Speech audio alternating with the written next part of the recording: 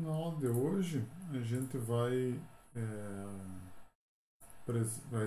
desenvolver o processo para a gente lidar com estruturas com mais de um elemento. Tá? Na aula passada, a gente conseguiu resolver estruturas bem simples, porém que não tem sentido prático praticamente nenhum. Tá?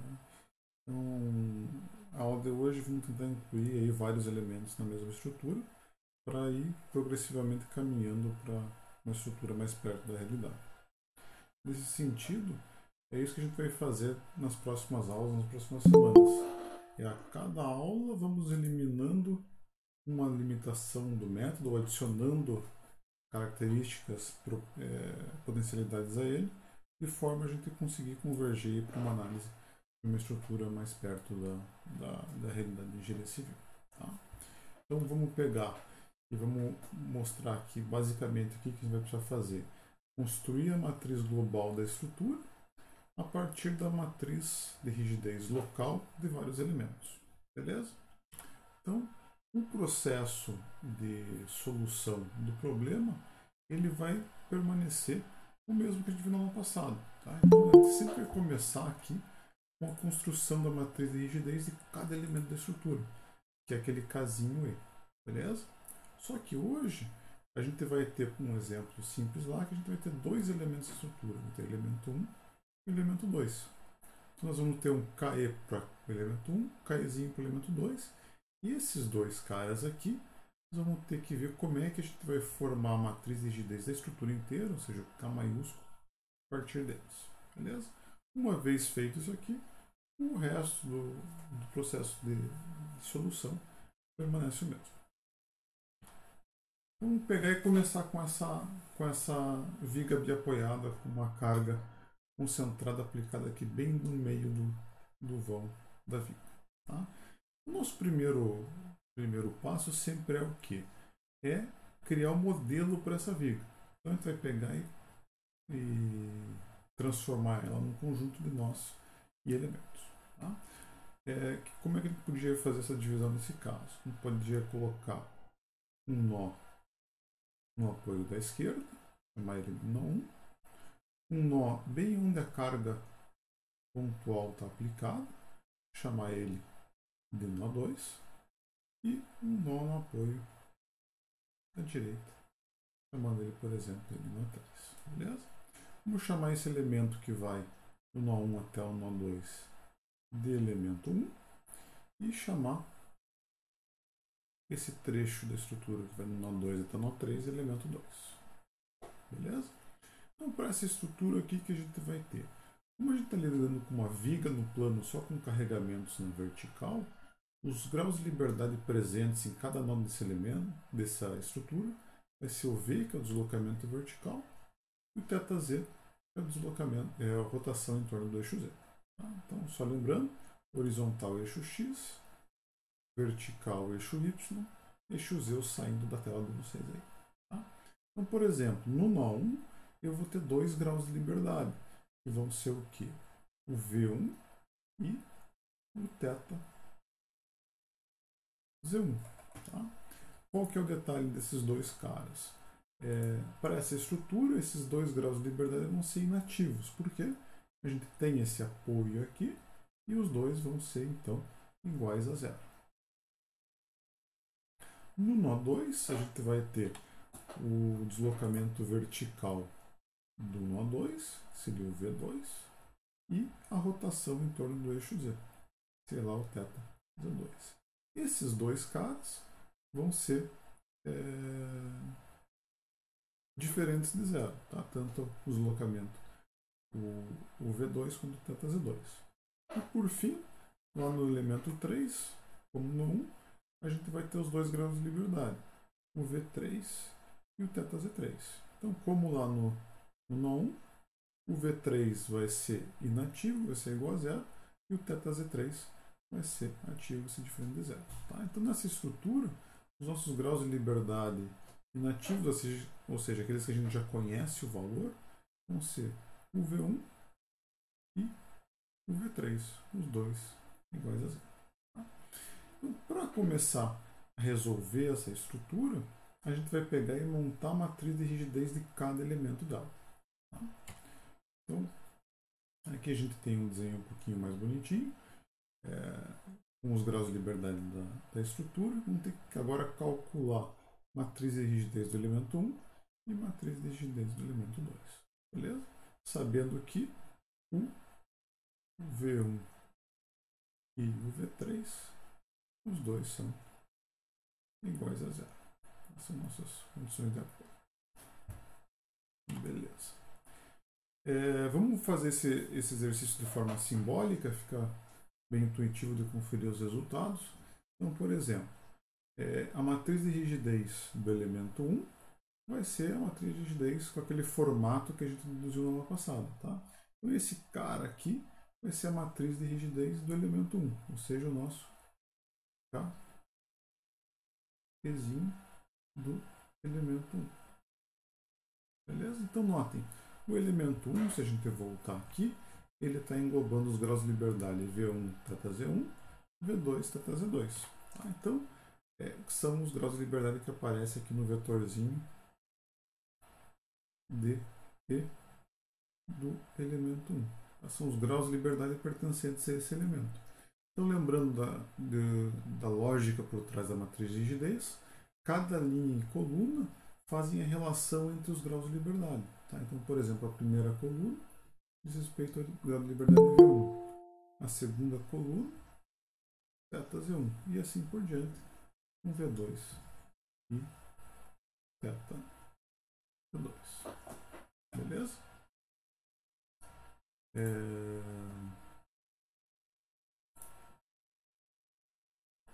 O que aparece aqui embaixo seria a mesma quantidade para o elemento 2. Tá? Então, nosso elemento 2, a matriz de rigidez do elemento 2, é dada por esse cara aqui. Tá?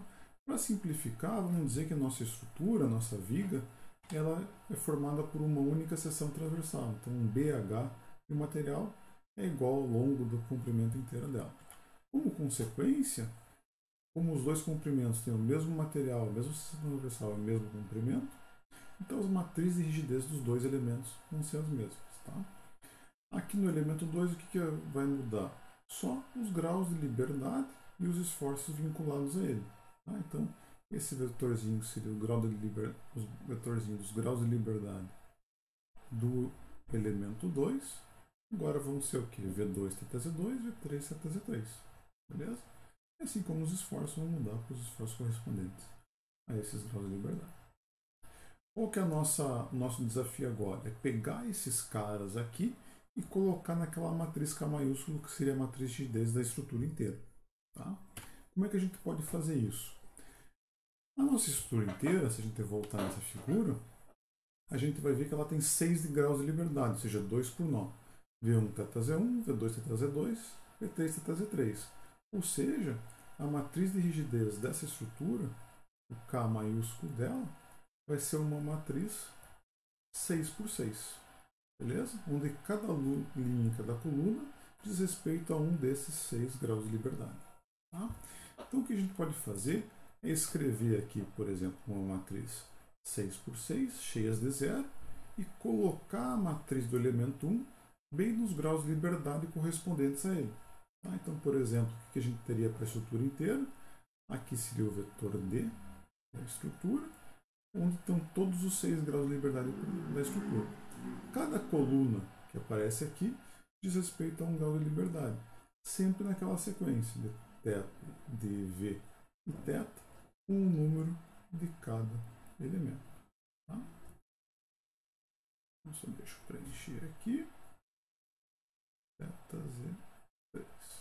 Então, o que eu fiz aqui? Eu coloquei a matriz do elemento 1 bem nos graus de liberdade correspondentes a ela. Então, é como se fosse aqui aquele jogo de você tem as coordenadas, por exemplo, aqui θv2 com θz2, eu tenho lá um menos 6 EI sobre L ao quadrado. Se eu voltar para a matriz do elemento, vou ter aqui V2 com θz2 menos 6 EI sobre L ao quadrado. Então, simplesmente, eu peguei essas coordenadas de V's e de θs e repliquei aqui na matriz da estrutura. Beleza? Para o elemento 1. Tá? Vou fazer agora a mesma coisa para o elemento 2. Vou pegar uma matriz cheia de zeros, que é do tamanho da estrutura inteira, ou como se fosse da estrutura inteira, e preencher nos respectivos lugares as quantidades relativas à matriz, aos graus de liberdade do elemento 2. Então, por exemplo, os graus de liberdade do elemento 2 vão ser correspondentes aos graus de liberdade de V2 θ Z2, V3 θ Z3. Tá? Então, esses caras que estavam aqui, que dizem respeito a esses graus de liberdade, no nó 2 e no nó 3, eu coloquei eles nessa posição. Beleza? Qual que é a ideia do método para juntar tudo? É que, como eu estou lidando com um sistema linear, elástico linear, eu posso aplicar o princípio da superposição. Então, o que eu vou fazer? Eu vou somar esses dois sistemas de equação. Tá? Se eu somar esses dois caras, eu construo a matriz de rigidez da estrutura inteira. Tá? Então, o que vai acontecer? Nas posições ocupadas pelos dois elementos, ou seja, exatamente esse quadradinho com esse aqui, na matriz de rigidez dos dois elementos, esses caras vão se sobrepor e vão ser somados. Beleza? Então, por exemplo, lá no V2 com V2 eu tenho 12i sobre L3. Se eu baixar aqui, eu tenho essa mesma quantidade na matriz de rigidez do elemento 2. Se eu for para a matriz geral, esses dois caras estão somados. Beleza? Então, as quantidades relacionadas à junção entre os dois elementos, ou seja, os caras que estão lá nos graus de liberdade V2 e θ Z2, eu tenho aqui a soma da contribuição das duas matrizes. Beleza? Então esse é o processo de juntar as matrizes dos elementos na matriz da estrutura inteira. Beleza? Então notem aqui permanece como estava, seria o vetor de deslocamentos de graus de liberdade da estrutura, e tem só mais um detalhe que aparece aqui no vetor de forças nodais. Tá? Se eu voltar para o elemento, notem que tanto os Fzinhos como os Mzinhos estão minúsculos. Então esses caras aqui é daquele vetorzinho de Fzinho minúsculo e de cada elemento. Tá? Então, a nível de elemento, esses caras aqui são os caras que dão os esforços dos diagramas, que a gente desenhou lá no final da aula passada. Quando eu passo para a estrutura, note que esses caras aqui estão maiúsculos, ou seja, eles pertencem àquele vetor Fzão da estrutura. Nesse vetor, só vão ser colocadas as forças e momentos aplicadas diretamente nos nós. Tá? Então, o que a gente pode tirar como conclusão disso? Quando eu somei esses dois caras, o que aconteceu?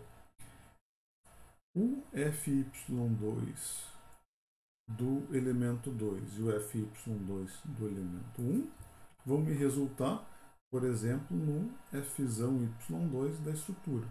Tá? Ou seja, vai ser o cara que tem a carga nodal aplicada lá. Tá? Então, quando a gente for resolver o problema, a gente vai verificar se isso aqui faz sentido ou não, se está funcionando ou não. Beleza? Então, sempre ter a ideia que quando eu somo esses caras dos dois elementos, vai me dar resultante dos nós. Beleza? Então, esses caras que aparecem aqui na matriz da estrutura seriam os esforços aplicados diretamente nos nós, ou em outras palavras para a gente aqui, são a resultante nos nós dos elementos. Beleza? Então, notem que com esse procedimento, eu consegui formar o sistema de equações da estrutura inteira. Então, casão a matriz de rigidez da estrutura, vezes o vetor de deslocamento de graus de liberdade da estrutura, igual o vetor de forças nodais na estrutura. Beleza? Então, com esse processo de construção da matriz e utilizando os conceitos da aula passada, a gente já consegue resolver o exercício. Tá? Vamos ver se isso acontece de fato.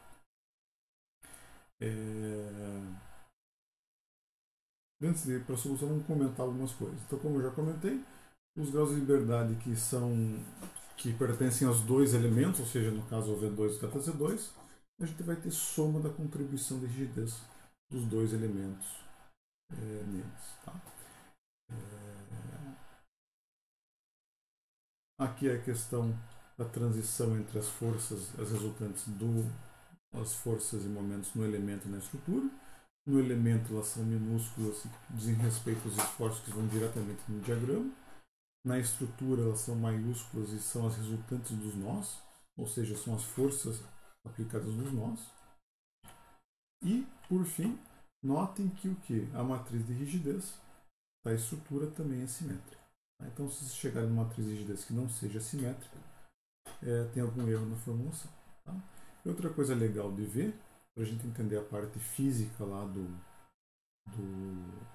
conceito da matriz de rigidez, a gente vê esses elementos da matriz de rigidez que permanecem zerados. Então, por exemplo, aqui, esses caras aqui, o que eles estão relacionando? Por exemplo, esse carinha aqui, ele está relacionando o θz1, o grau de liberdade θz1, com o grau de liberdade V3. Notem que esses dois caras não tem nenhum elemento conectando os dois diretamente. Tá? Então, se a gente voltar na estrutura lá, o θz1 com o V3 tem que passar para o nó 2 para o efeito de um chegar no outro. Ou seja, eles não têm conexão direta. Sempre que dois graus de liberdade não estiverem conectados por um nó, o que vai acontecer? Os elementos da matriz de rigidez desses graus de liberdade vão ser nulos. Tá? Então é por isso que esses caras aqui que estariam relacionando V1, θz1 com V3 e θz3 estão todos iguais a zero. Beleza? Então o zero na matriz de rigidez da estrutura quer dizer que não há relação direta entre os graus de liberdade. Beleza? Então, essas são as duas coisas importantes que a gente vê na matriz de estrutura. A simetria e a relação entre os graus de liberdade, ou seja, onde aparecem esses zeros. Beleza. Então, com isso, vamos tentar resolver o problema. Notem que com o sistema de equações, se tivesse resolvido o exercício com numerozinhos, o que ia acontecer? O E, o I e o L vocês conheceriam. Então, calcular cada terminho dessa matriz seria bem fácil, seriam operações aí de multiplicação e divisão. Esses caras aqui vão estar as incógnitas do problema. E nesses caras aqui vão ter as forças aplicadas diretamente nos nós. Então vamos trabalhar em cima desse F maiúsculo e calcular cada terminho que aparece nele. Então, olhando para a nossa estrutura, o que vai aparecer?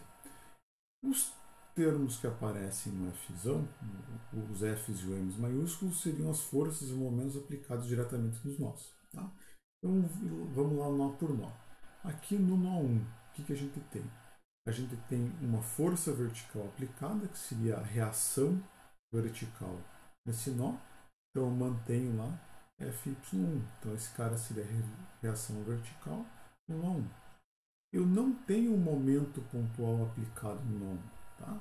Então, esse cara é igual a zero. Então, eu vou zerar ele. No nó central, no nó 2, eu tenho uma força aplicada de intensidade P nesse nó. Como ela está para baixo, ou seja, ela está aplicada no sentido negativo na nossa convenção de sinal, esse cara vai entrar aqui como menos P. Como eu não tenho momento aplicado aqui no meu nó 2, o MZ2 é nulo. E utilizando a mesma lógica para o nó 1, aqui para o nó 3 a gente vai ter o Fy3, que vai ser a reação vertical devido a esse apoio, e o MZ3 vai ser igual a zero, porque não tem um momento externo aplicado nesse nó. Beleza? Essa é a lógica de construção do nosso F maiúsculo, nosso Fzão. Com ele construído, a gente tem nosso sistema de equações completo para ser resolvido. Beleza? Desse sistemão aqui, o que eu vou fazer agora? Aplicar as condições de apoio. Ou seja, eu vou pegar lá os graus de liberdade inativos e igualar eles a zero. Olhando para a nossa estrutura, o que a gente viu bem no começo da aula, que o deslocamento vertical no nó 1 e o deslocamento vertical no nó 3 vão ser nulos. Então, os nossos graus de liberdade inativos vão ser o V1 e o V3. Esses dois caras vão ser iguais a zero.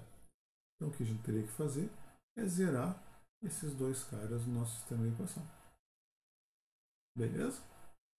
Zerando esses dois caras, o que vai acontecer? Se você multiplicasse cada linha e cada coluna aqui da nossa matriz, todos os caras relativos a esses graus de liberdade, ao V1 e ao V3 seriam zerados. Ia sempre ficar aqui, esse termo vezes V1 vai ser zero, esse termo vezes V3 vai ser zero. Então, os termos relacionados a esses dois graus de liberdade de matriz vão acabar sempre zerando. Tá? Então, é como se a gente preenchesse de zero nessa matriz. Nessas duas posições. Beleza? Feito isso, o que está acontecendo agora com o nosso problema? A gente tem 6 equações e temos também 6 incógnitas, que são θz1, V2, θz2, θz3, e temos o Fy1 e o Fy3, que seriam as duas reações. Tá? O que a gente fez na aula passada? A gente primeiro utilizou as linhas correspondentes aos graus de liberdade ativos, ou seja, aqueles que a gente tem que calcular, calculamos os valores deles e depois, com eles em mãos, calculamos as reações. Então vamos optar pelo mesmo processo de solução aqui. O que a gente vai fazer? Vai extrair desse sistema um sistema reduzido, que contém somente θz1, 2 e 3 e o V2, resolver, ter os valores desses caras em mãos e depois calcular as reações. Tá? Então com que cara vão ficar esses dois subsistemas aí? Primeiro, o subsistema aqui com os graus de liberdade ativos vão ser referentes às linhas 3, 4 e 2, 3, 4 e 6. Tá? Então, o subsistema de equações que a gente vai ter que resolver vai ser correspondente aqui com as linhas e colunas 2, 3, 4.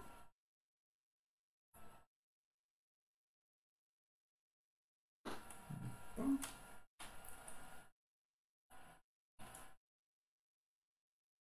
Desgraça, não posso tirar a canetinha aqui, senão ele seleciona. 2, 3, 4 e 6.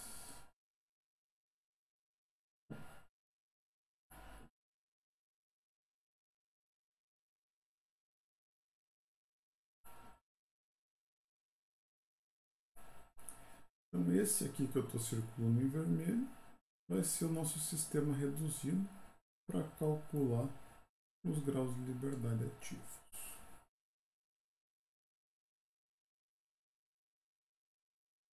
Então vai ser um sistema 4x4, onde a gente conhece todo mundo, com exceção de θz1, 2 e 3 e de V2. Tá? Então no próximo slide eu tenho ele separado, bonitinho, retirado aí da matriz completa. Então aqui eu estou formando o nosso sistema reduzido, onde o K reduzido é esse cara aqui, o D reduzido é formado pelos graus de liberdade ativos, e o F reduzido são as linhas correspondentes lá do vetor V, no vetor Fzão, que correspondem a eles. Beleza? Então notem aqui, as únicas incógnitas que a gente tem são os 4 graus de liberdade ativos. Então lá no Moodle eu postei um Jupyter Lab com a formação desse sistema e a solução dele via computação simbólica lá do Python. Tá? Então, executando essa operação, a gente obtém lá o vetorzinho dos graus de liberdade D reduzido aqui. Então a gente tem os valores dos graus de liberdade ativos da estrutura. Beleza? Com esses caras em mãos, o que a gente vai fazer? Como eu já tenho agora o valor de todos os graus de liberdade da minha estrutura, eu posso utilizar a primeira e a quinta linhas do sistema de equações para calcular as reações.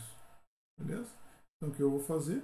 O nosso Fy1 vai ser o quê? Essa primeira linha vezes o vetor de deslocamentos que a gente já conhece. O Fy3 vai ser aqui a quinta linha vezes o vetor de deslocamentos que a gente já conhece todo mundo. Então esse outro subsistema, que eu chamei de K reduzido 2 aqui, a gente está colocado aqui nessa parte do slide. Beleza? Então esses carinhas que aparecem aqui são exatamente esses 4 caras que estão aqui. E da mesma forma lá para a quinta linha da matriz RG2 completa. Beleza? Então, da mesma forma como a gente tinha lá no JupyterLab a solução do sistema de equações, essa multiplicação também está presente lá. Beleza? Então, qualquer dúvida é só conferir na forma simbólica da multiplicação. Então, notem que executando essa multiplicação, as duas reações são iguais a P sobre 2. Então, fica bem fácil de conferir esse resultado, uma vez que a nossa estrutura é bem simples. A gente tinha lá uma viga B apoiada, uma carga P aplicada bem no centro dela. Naturalmente, as duas reações têm o valor intensidade P sobre 2 e as duas estão para cima. Então, tanto o sinal como a intensidade do nosso resultado batem com a solução que a gente já sabe que deveria chegar. Beleza? E o último passo seria o cálculo dos esforços em cada elemento. Então, como é que é feito o cálculo dos esforços em cada elemento? A gente usa o sisteminha de esforços e grau de liberdade de cada elemento para calcular ele. Então, seria o Fzinho E, seria o vetor de esforços do elemento, esse cara aqui, vai ser igual a matriz de rigidez do elemento, vezes o vetor com os graus de liberdade daquele elemento. Então, para o elemento 1, que a gente teria, matriz de rigidez a gente já conhece, o vetor com os graus de liberdade a gente já calculou. Então, lembrando que V1 era igual a 0 por causa do apoio. θZ2 é igual a 0, que a gente calculou ele nesse slide aqui. E o V2, o θZ1 e o V2, são esses dois carinhas que aparecem aqui, que estão novamente aparecendo aqui. Beleza? Então, executando essa multiplicação, o que a gente tem? Que os esforços nesse elemento têm esses valores aqui. Tá? Então, por exemplo, o que a gente tem para o elemento 1? Que o momento no nó 1 vale 0. Então, se eu fosse desenhar o diagrama de momento fletor, eu saberia que aqui no nó 1 ele tem valor igual a 0. E no nó 2, o valor do momento é PL sobre 2. Tá? Então, PL sobre 2 está positivo, e o que isso quer dizer? Que esse momento está sendo aplicado agindo no sentido anti-horário. Então, ele está lá como PL sobre 2. Na hora de desenhar o diagrama, se ele está agindo nesse sentido anti-horário, o que ele está fazendo? Tracionando a fibra de baixo. Então, desenha o diagrama desse elemento para baixo. Então, ele vai de PL sobre 2 até 0, aqui numa linha teoricamente reta, e está feito aí o diagrama do momento fletor do elemento 1. Beleza? Para o elemento 2 seria o mesmo procedimento. A única coisa que iria mudar aqui seriam os graus de liberdade do elemento 2, que seriam V2, θZ2, V3, θZ3, e executaria a mesma multiplicação. Tá? Por fim, colocar aqui uma tarefa para vocês fixarem o conteúdo. Então, qual que é a sugestão de tarefa? É resolver essa estrutura hiperestática utilizando o método dos deslocamentos. Então, aqui vocês podem dividir a estrutura como? Chamar o ponto que está no engaste de nó 1, o ponto sobre o apoio de nó 2 e o ponto livre lá de nó 3. Tá? Então, a gente vai ter o que vai do nó 1 até o 2, o elemento 1, que vai ter agora 8 metros de comprimento. E do nó 2 até o nó 3 vai ser o elemento 2, tá? Que tem 5 metros de comprimento. Os dois elementos têm a mesma seção transversal e material, porém L's diferentes. Então, no processo de solução dessa estrutura, o Kzinho do elemento 1 vai ter um formato e o Kzinho do elemento 2 vai ser um pouco diferente, uma vez que o comprimento dele é menor. Tá? Então, o processo de solução vai ser o mesmo, só que agora vocês precisam calcular o KEzinho 1 e KEzinho 2, e depois colocar no casão da estrutura. Tá? Para a solução desse exercício, vocês não precisam mais manter tudo como se fosse letrinha, tá? Então, uma vez que vocês calculam esses casos, vocês podem automaticamente já colocar o valor numérico deles. Então, vamos chegar nessa situação aqui mais ou menos. Então, ao invés de manter letrinhas aqui, vocês já colocam os valores numéricos dessas continhas correspondentes lá, o E, o I e o L de cada elemento. Então, se somarem esses caras, chegarem aqui no casão, essa matriz vai estar completa por números, tá? Assim como esse vetor vai ter números com exceção das incógnitas. Beleza? A gente conseguiu mostrar aí como resolver os problemas com mais de um elemento. E encerramos a parte expositiva da aula. A gente passa agora para as dúvidas e perguntas aí.